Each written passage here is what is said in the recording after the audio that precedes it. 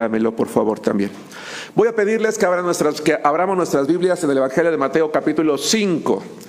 Estamos, hermanos, estudiando una serie que se llama Las leyes del reino de Dios, una serie de predicaciones con base en el Sermón del Monte. El Sermón del Monte, hermanos, se cree que fue el primer grande sermón de nuestro Señor Jesucristo, un sermón dado en una fecha muy temprana, en un tiempo muy reciente al inicio de su ministerio, hermanos, aquí en la tierra. Él prácticamente acababa de empezar su ministerio y él da un sermón muy impresionante, hermanos, a sus discípulos, en los cuales les hace ver cuál es el carácter y cuáles son las características que deberían de identificarles a cada uno de ellos, hermanos, como hijos de Dios. Esas cualidades y esas características tenía que hacer que ellos fueran la sal de la tierra y la luz del mundo. Pero, hermanos, finalmente ellos eran judíos, su mentalidad era judía, y todo el pueblo al que le predicaba era su pueblo, el pueblo de Israel, el pueblo judío. En aquellos entonces, hermanos, entre los judíos estaban divididos en varios grupos, particularmente fariseos y saduceos, ¿verdad? Además estaban también los escribas. Los escribas eran aquellas personas, como su nombre lo dice, que se dedicaban a hacer copias de la ley, a interpretarla y a enseñarla al pueblo.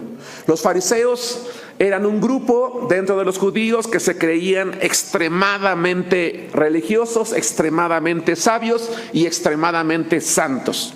Y estaban los fariseos, también conocedores de la ley, menos comprometidos aparentemente que los fariseos, pero ese era el grupo más prominente, hermanos, en Israel.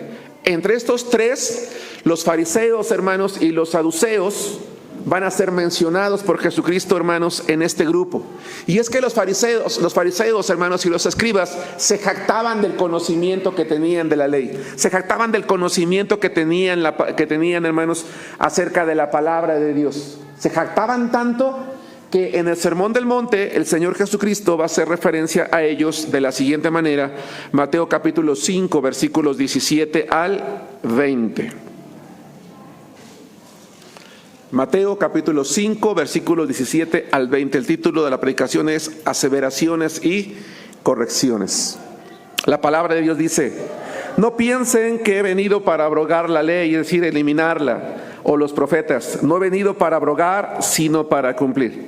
Porque de cierto les digo que hasta que pasan el cielo y la tierra, ni una jota ni una tilde pasará de la ley hasta que todo se haya cumplido. De manera que cualquiera que quebrante uno de estos mandamientos muy pequeños y así enseñe a los hombres, muy pequeño será llamado en el reino de los cielos. Mas cualquiera que los haga y los enseñe, este será llamado grande en el reino de los cielos.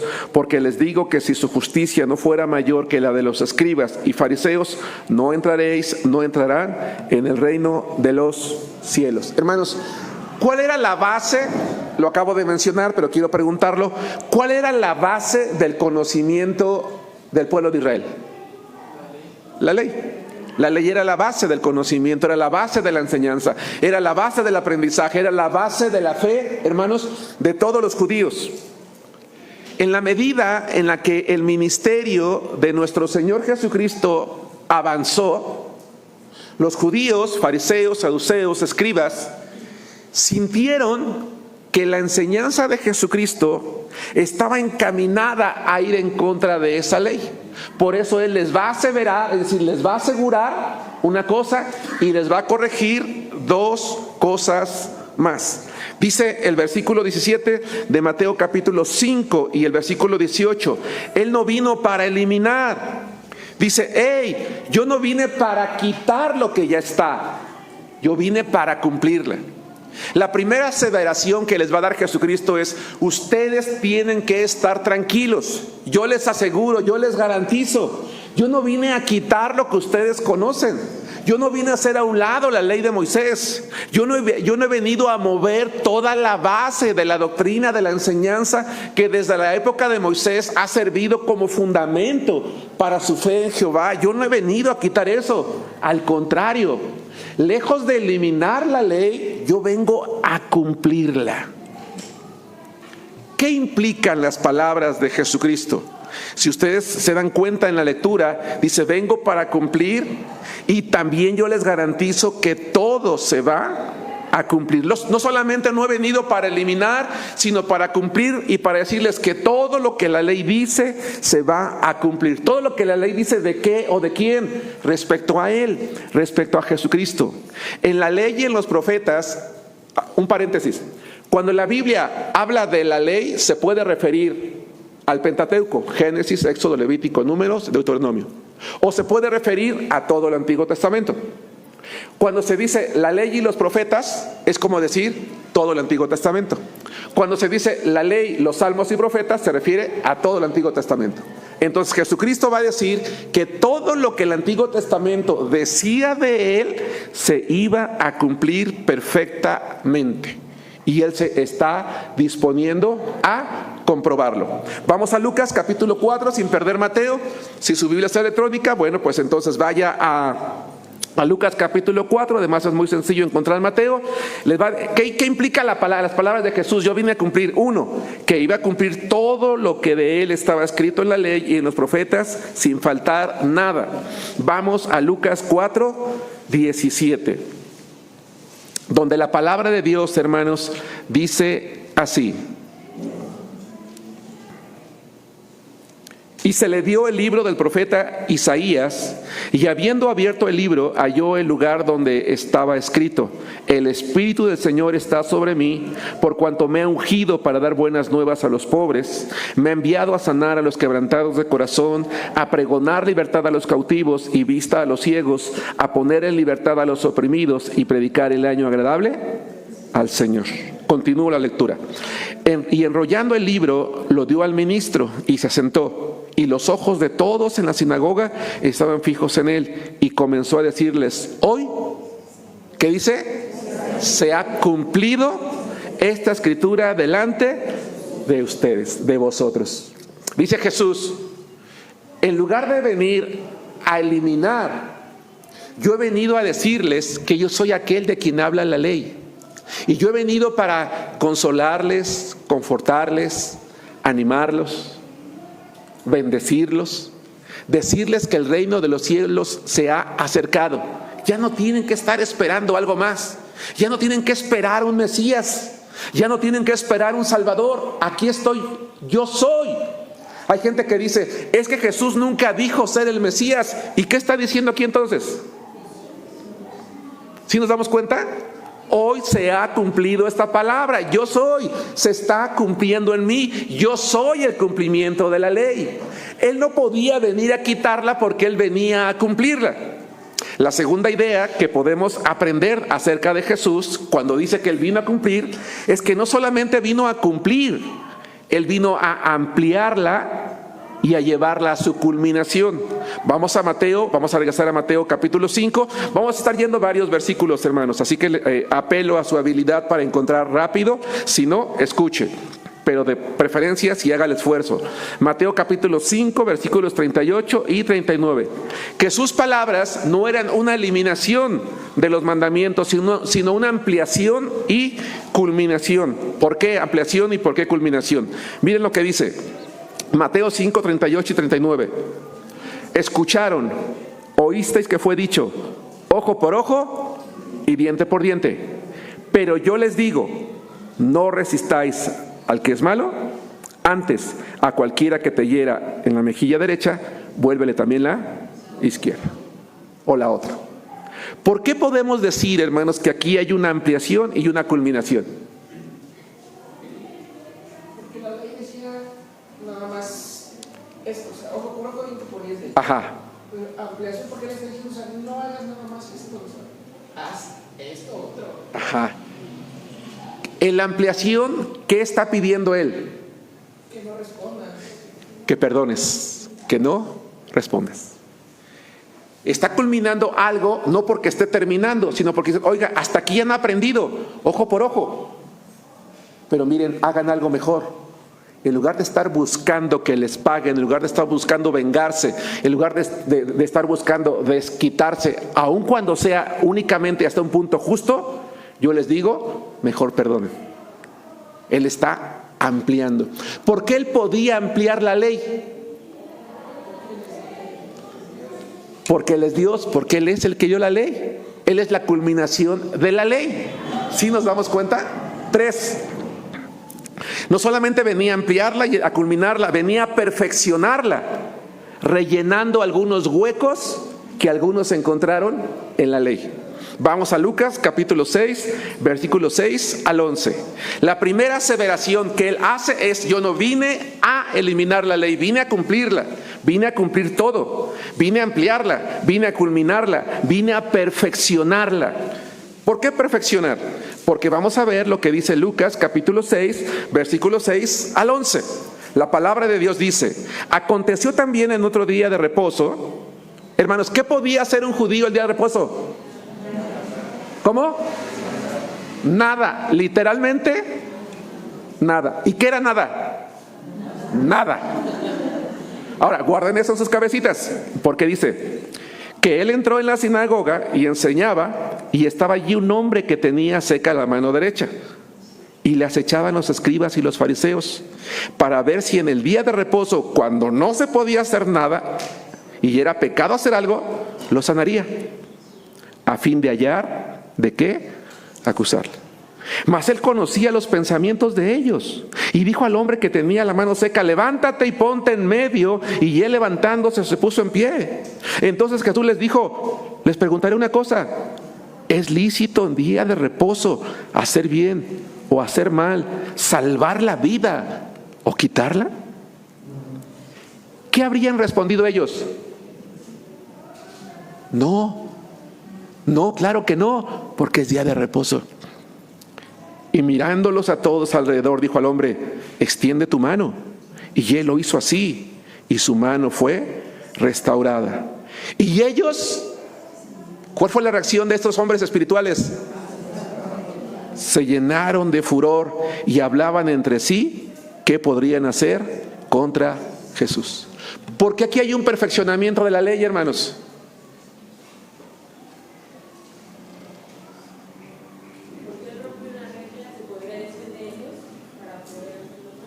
Para poder hacer algo mejor. Claro que sí.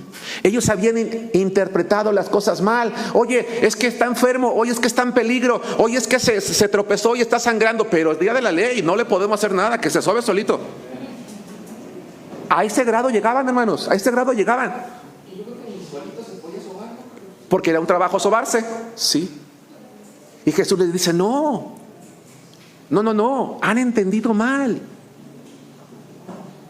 ¿Cómo no van a poder ayudar? ¿Cómo no van a poder salvar una vida? Y tuvo que enseñarles que la ley, hermanos, era algo mejor, perfeccionable en el sentido de que había cosas que habían entendido mal y que tenían que hacerse mejor, o que podían incluso, hermanos, hacerse mejor, como mostrar misericordia. 4, Juan capítulo 13, versículo 34, implicaba que sus nuevos mandamientos perfeccionarían su carácter. ¿Cómo que nuevos mandamientos? ¿Que ya no era suficiente con 613 mandamientos? Jesús vendría a dar otros. Y estos otros mandamientos iban a servir, hermanos, para perfeccionarlos a ellos. Pero lejos de gozarse en lo que él hacía, se enojaban. Hermanos, qué triste es que habemos cristianos a quien nos da coraje que alguien actúe a favor de alguien. Muestre misericordia. No debemos de ser así. Dice la Biblia, hermanos, en Juan capítulo 13, versículos 34 y 35: un mandamiento nuevo les doy. Juan 13, 34 y 35. Escucho todavía por allí algunas Biblias. ¿Estamos allí? Sí. La palabra de Dios dice: un mandamiento nuevo les doy, que se amen unos a otros. Pero les voy a decir cómo. Como yo los he amado. Ellos se amaban, sí, pero a quien amaban a quien amaban, quien los amaba, amaban a quien les hacía bien.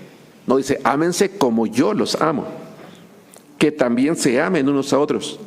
En esto conocerán todos que son mis discípulos, si tuvieran amor los unos con los otros. ¿Por qué hablamos de perfeccionar el carácter?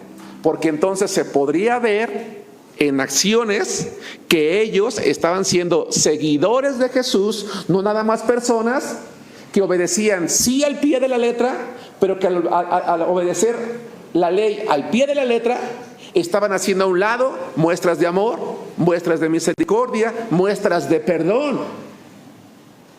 Lo que diríamos hoy, un verdadero cristianismo. Pero ellos creían que como conocían mucho de la ley, entonces ellos eran los mejores. Al ratito vamos a hablar de eso. 5. Él les aseveró: yo vine a cumplir todo, vine a ampliar, a culminar, vine a perfeccionar no solamente la ley, sino el carácter de aquel que quiera seguirla. Y 5, a salvarlos de la maldición de la ley. Quiero que meditemos en esto. ¿Qué falta en mi carácter? ¿Qué falta en mi persona? ¿Qué falta ser perfeccionado? Debo de pedirle a Dios que lo haga. Pero también una quinta cosa más. Gálatas capítulo 3, versículo 13 y 14. Él vendría a salvarlos de la maldición de la ley. Porque la ley, hermanos, condenaba. La ley únicamente condenaba.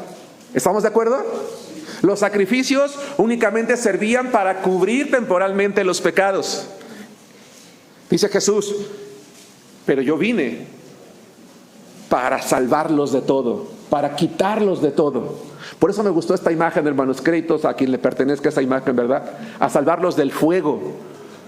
Dice Gálatas capítulo 3, versículos 13 y 14. Cristo nos redimió, nos salvó. ¿Sí estamos allí? De la maldición de la ley, hecha por nosotros maldición, porque está escrito: maldito todo el que es colgado en un madero. 14. Para que en Cristo Jesús la bendición de Abraham, es decir, la salvación por fe, alcanzara a los gentiles, a fin de que por la fe recibiéramos la promesa ¿de qué? Del Espíritu. Pero aquellos maestros de la ley, hermanos, que creían conocerla y creían entenderla, realmente no la habían comprendido. Por eso fue necesario que Jesús aseverara lo que ya acabamos de mencionar. Pero entonces ahora, después de esa aseveración, les va a corregir dos cosas. Vamos a regresar a nuestro pasaje base, que es Mateo capítulo 5. Él corrige la idea de que se podían quebrantar los mandamientos más pequeños. Atención, hermano. No espero una respuesta, pero quiero que lo pienses ahí en tu cabecita. O si alguien quiere responder, adelante.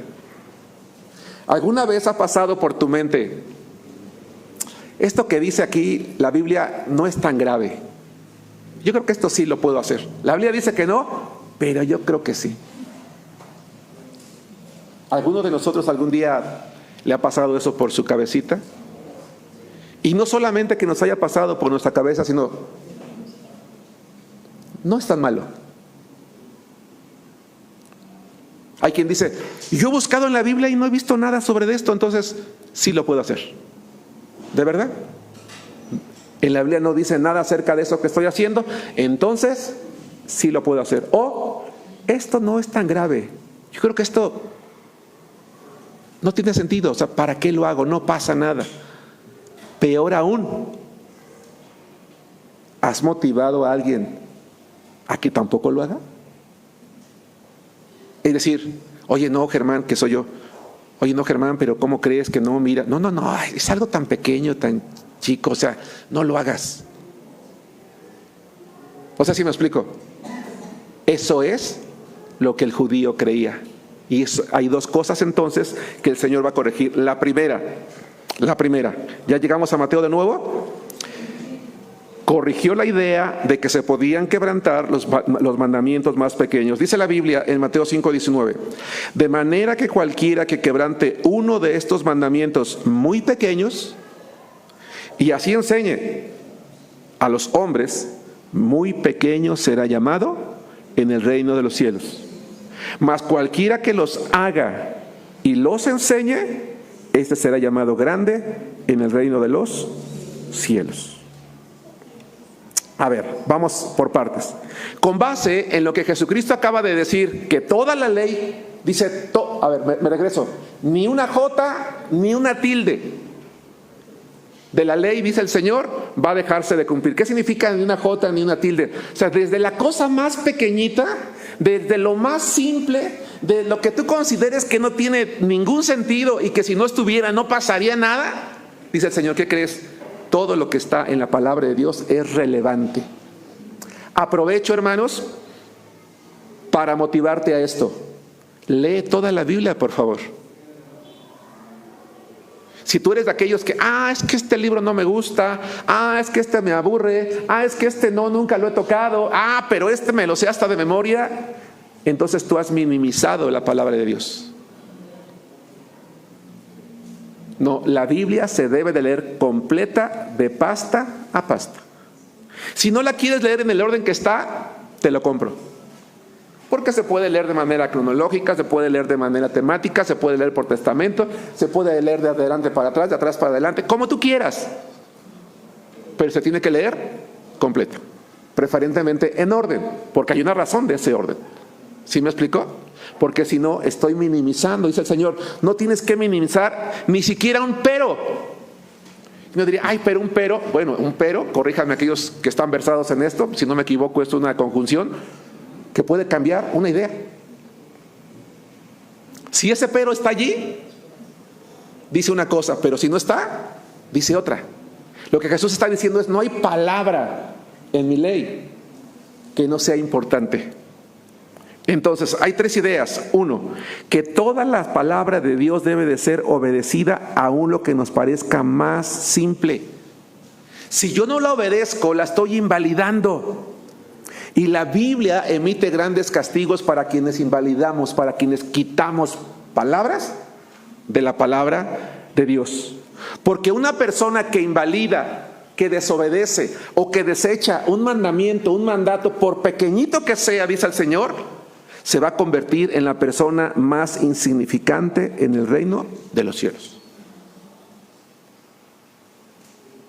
Pero es que nada más pasé por alto este pequeñito. Nada más por eso, dice Jesús, vas a ser la persona menos insignificante en el reino de los cielos.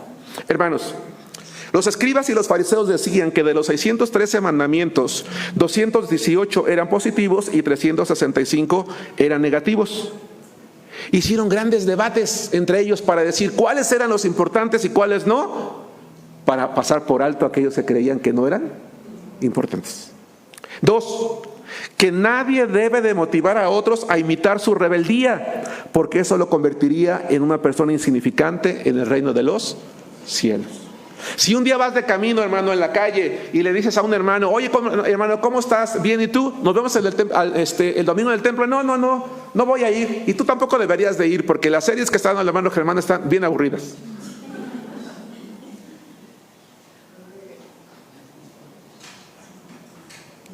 Entonces no solamente estoy menospreciando un mandato, ¿cuál es? Congregarme.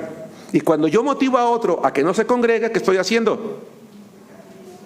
Lo estoy motivando a desobedecer un mandato. Y si yo motivo a otro a desobedecer un mandato, me voy a convertir en la persona más insignificante en el reino de los cielos. 3, pero vean lo que dice: quien es obediente, es decir, lo conoce, los hace y motiva a otros a hacer lo mismo, será alguien muy relevante en el reino de los cielos. Vamos a entender a qué se refería Jesucristo con el reino de los cielos. Vamos a Mateo capítulo 4 versículo 17, porque para poder comprender esta frase en el reino de los cielos necesitamos ubicarla en el contexto histórico de qué es lo que tenía en mente Jesucristo, sobre todo por lo que va a decir más adelante que pudiera parecer confuso. Dice la palabra de Dios en Mateo capítulo 4, versículo 17. Desde entonces comenzó Jesús a predicar y a decir: arrepentíos, porque el reino de los cielos se ha acercado. Pregunta, hermanos, ¿dónde empieza el reino de los cielos?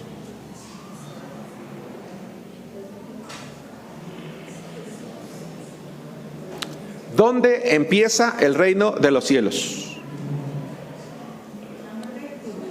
Dice la hermana, con la muerte de Jesús. Digamos que más bien esa es la manera de entrar al reino de los cielos. Jesús dice: arrepiéntanse y conviértanse, porque el reino de los cielos se ha acercado. tal vez planteé yo mal la pregunta, como suele ser.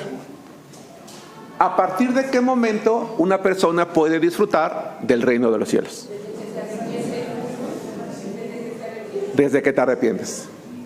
¿Ya, sí, ya se entendió mejor? ¿Sí, hermanos? Ok.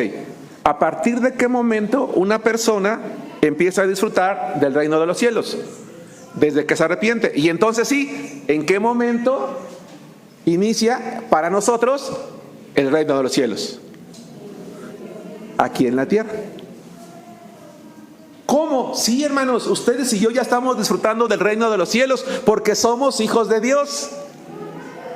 Hermanos, insisto, a veces no tengo la capacidad de plantear las preguntas adecuadas. Si ahorita aquí estuviera un rey, ¿podríamos decir que el reino está aquí? Sí, porque está el rey. Porque está el rey. Cuando Jesús dice el reino de los cielos acercado es porque Él ha venido, Él es el rey. Ha venido y donde está el rey, está el reino. Nosotros ya disfrutamos de ser hijos de Dios, ya disfrutamos sus bendiciones, ya disfrutamos la seguridad de ser sus hijos, ya disfrutamos la confianza de morirnos en este momento y sabemos que vamos a ir al reino de los cielos. Entonces, me regreso. ¿A partir de qué momento empezamos a disfrutar el reino de los cielos? ¿Dijimos? En el momento en el que creemos. ¿Todos de acuerdo? Volvamos a las palabras del Señor. Aquel que pasa por alto una ley, aún la más pequeña, y no la desobedece, va a ser considerado el menos importante en el reino de los cielos. En contraparte, el que sí lo hace y lo obedece, va a ser considerado el más importante en el reino de los cielos. ¿A qué se estaba refiriendo Jesús? ¿Dónde iba a ser esa importancia o esa irrelevancia? ¿O dónde iba a empezar? Aquí en la tierra. Así que si ustedes y yo somos personas, o bueno, mejor yo, soy una persona que paso por alto los mandamientos de Dios, no los hago, no los obedezco, pues yo no puedo ser considerado alguien importante para Dios, porque en lugar de estar haciendo que el reino de los cielos crezca, ¿qué estoy haciendo? Yo lo estoy minimizando y estoy jalando a otros para que hagan lo mismo. Oye, pero es que es el hermano Germán y sabe mucho de la Biblia. Sí, ¿y para Dios qué es importante? ¿Obedecer o saber? Es más, suplico su atención. En algún momento para un cristiano puede llegar a ser peligroso o riesgoso tener tanto conocimiento de la Biblia. No sé si logro comunicar lo que quiero. En algún momento para un cristiano puede llegar a ser peligroso tener tanto conocimiento de la Biblia. Sí, ¿por qué? ¿Hermana? Se envanece y no obedece. Y la Biblia dice que al que más sabe, más se le va a pedir. Entonces sí puede ser peligroso. Entre más sabemos, más obedientes deberíamos de ser. ¿Se acuerdan de aquella anécdota que les platiqué hace tiempo de un pastor que semana a semana predicó el mismo mensaje? Llegó un domingo y predicó un mensaje edificante para la iglesia. Llegó el siguiente domingo y predicó el mismo mensaje. Y la iglesia dijo, a lo mejor le faltó algo al pastor de enseñarnos la semana pasada. Qué interesante. Pero durante varias semanas siguió predicando el mismo mensaje, hasta que llegó un momento que le dijo a la iglesia, oiga pastor, ¿que ya no se sabe otra cosa? ¿Por qué siempre nos predican lo mismo? Sé, porque hasta que todos no obedezcamos esto, ¿qué caso tiene saber otras cosas? Jesús les dice, ustedes quieren considerarse importantes aquí en la tierra y ya los estoy llevando a donde quiero. ¿Se quieren considerar importantes aquí en la tierra? Tienen que obedecer al Señor, para que al ser importantes aquí en la tierra, lo sean ¿dónde? Allá en el cielo. Si tú no lo eres y eres una persona insignificante aquí en la tierra, ¿sabes dónde también voy a ser insignificante? En el cielo. Y yo pregunto, ¿quién de nosotros quiere ser una persona insignificante en el cielo? Me atrevería a decir que nadie. Tercero, Entonces tuvo que corregir lo que realmente era una vida justa. Volvamos a la palabra de Dios, a Mateo capítulo 5, versículo 20. ¿Me estoy explicando con claridad, hermanos? ¿Vamos bien todos? Perfecto. La palabra de Dios en Mateo capítulo 5, versículo 20 dice: porque les digo que si su justicia no fuere mayor que la de los escribas y fariseos, no entrarán en el reino de los cielos. Hermanos, los fariseos pensaban así: la ley tiene 613 mandamientos. Nuestra ley, ¿verdad?, incluye 613 leyes. O la base de nuestra doctrina contiene 613 leyes, 248 mandamientos, 365 prohibiciones. Y el fariseo y el escriba decía: ¿y nosotros las obedecemos todas? Somos lo máximo. En la época de Jesucristo, un fariseo y un escriba estaba socialmente colocado en una posición muy alta. Eran admirados, de hecho, por el conocimiento que tenían y por la aparente piedad que mostraban. Sin embargo, hermanos, lo que un fariseo y un escriba enseñaba realmente con su justicia era una justicia propia, que no satisfacía el corazón, no satisfacía la mente, solo exaltaba su ego. Solo quería que los aplaudieran porque ayunaban mucho, porque leían mucho, porque oraban mucho. Era una piedad, una justicia, hermanos, que consistía en cumplir cosas exteriormente y de manera superficial. Decían: mientras yo me comporte de esta manera ante los demás, no importa lo que piense, no importa lo que veo, no importa cómo soy por dentro. Grábense esto para las futuras predicaciones. A Dios lo que importa es lo que yo hago por fuera, no por dentro. Es más, los judíos tenían un dicho que decía: si solo 2 personas pudieran entrar al cielo, uno sería escriba y el otro fariseo. Así pensaban ellos. Un escriba y un fariseo no se podía imaginar que Dios no estuviera impresionado por cómo eran ellos. No, nosotros somos, mira, favoritos de Dios. Somos lo máximo, decían ellos. Vamos con ese pensamiento a Mateo capítulo 23, versículo 25 y Lucas 16, 14 y 15. Jesucristo les va a decir cuál es la opinión más importante. Y la opinión más importante de tu vida, hermano, no es la que tú das, ni siquiera la que dan los demás. Vamos a Mateo capítulo 23, versículos 25. Estoy por terminar, hermanos. Decía: no, Dios debe estar impresionado conmigo. ¿Cómo soy yo? ¿Cuántas cosas hago? Las obras que llevo a cabo. Mateo 23, 25. Ay de vosotros, escribas y fariseos. ¿Qué dice? Hipócritas. Hermano,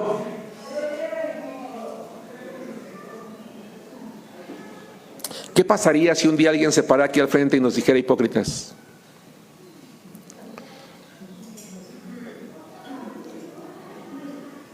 Probablemente el siguiente domingo algunos ya no vendrían.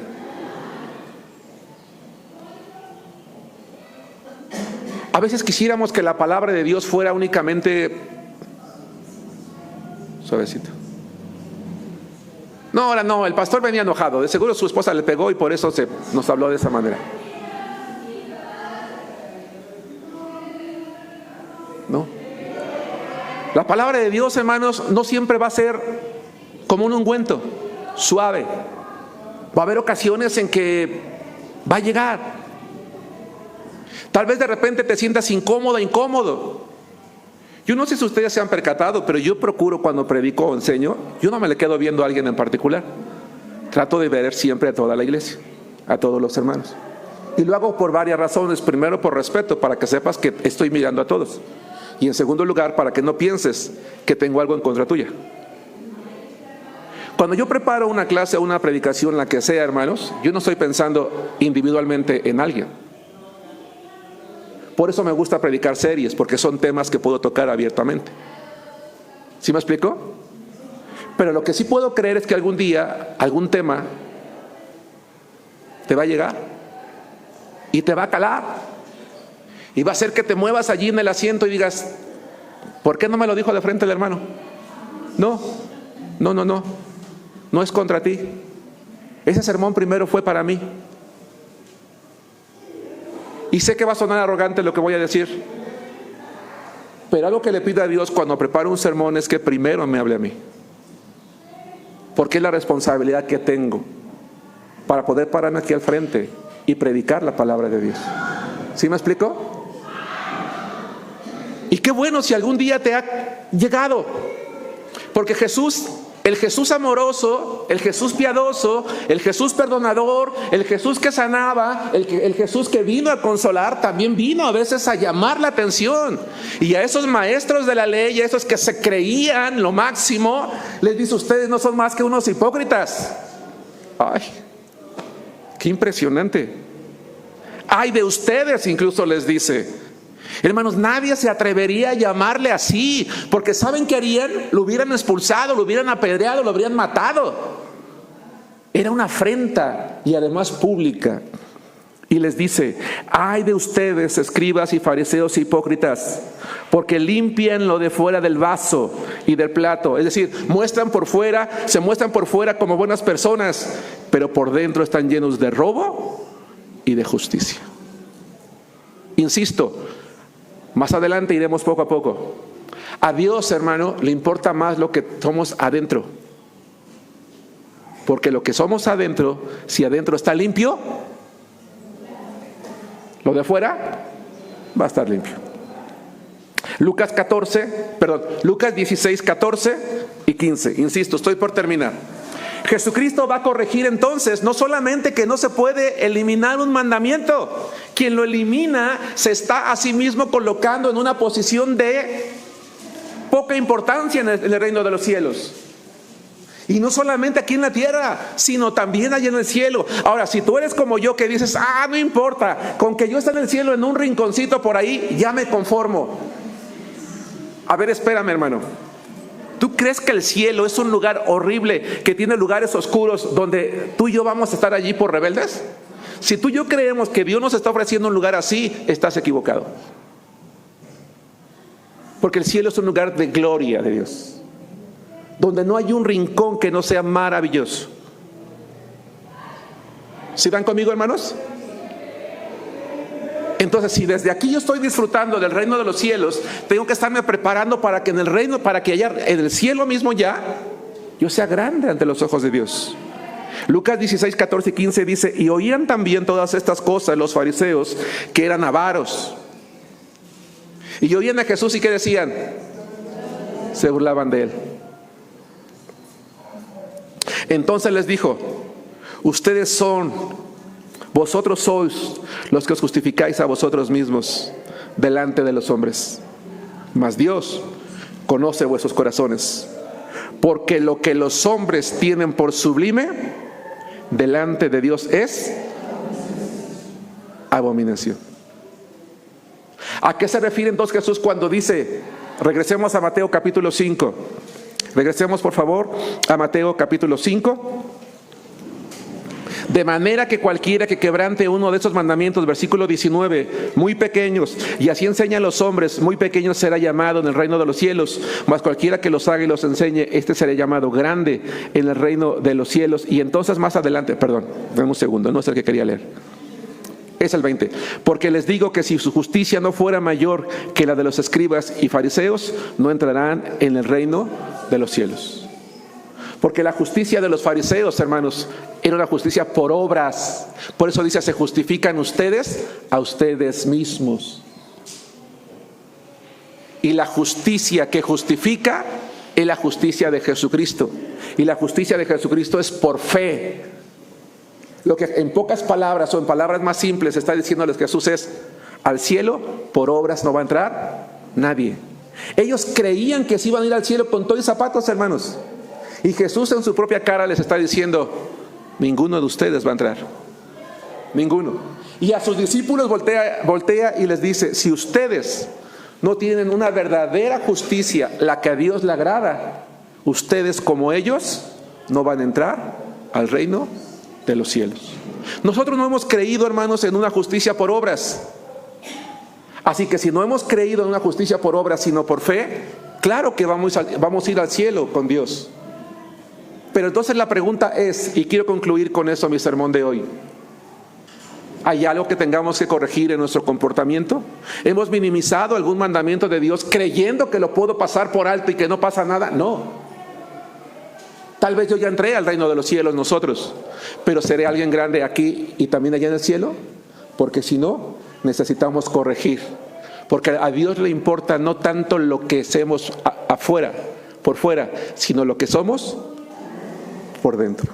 Porque la verdadera opinión que vale, que cuenta, es la de ¿quién? La de Dios. ¿Qué opina el Señor de mí? Plantéate esa pregunta hoy, hermano, hermana. ¿Qué opina Dios de mí hoy? Dios les bendiga.